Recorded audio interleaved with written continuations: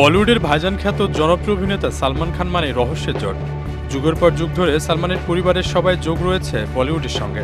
সালমান যে পরিমাণ অর্থের মালিক তাতে খুব সহজেই জীবনটা উচ্চাভিলাষী করে কাটিয়ে দিতে পারেন, থাকতে পারেন কোটি টাকার ফ্ল্যাটে, কিন্তু তার সাদামাটা জীবন হইচই পড়েছে নেট দুনিয়ায়।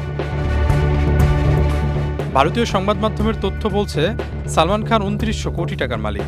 প্রতি মাসে তার আয় প্রায় কোটি টাকা। অথচ গ্যালাক্সি অ্যাপার্টমেন্টের ২ কামরায় যে ফ্ল্যাটে থাকেন সালমান, তা নিতান্তই সাদামাটা। সম্প্রতি সালমানের মুম্বাইয়ের ব্রান্দার বাসভবনে যান মহারাষ্ট্রের মুখ্যমন্ত্রী।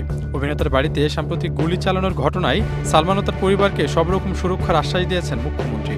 গ্যালাক্সির অ্যাপার্টমেন্টে মুখ্যমন্ত্রীর সঙ্গে সালমান ও তার পরিবারের বৈঠকের অভ্যন্তরীণ ছবি ভাইরাল হতেই আলোচনায় আসে সালমানের সাদামাটা লাইফস্টাইল।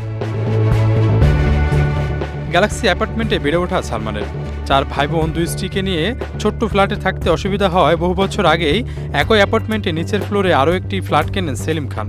সেখানের একটি ঘরে থাকত 2 মেয়ে আলভিরা ও অর্পিতা। অন্যদিকে 3 ভাই সালমান, সোহেল ও আরবাজ।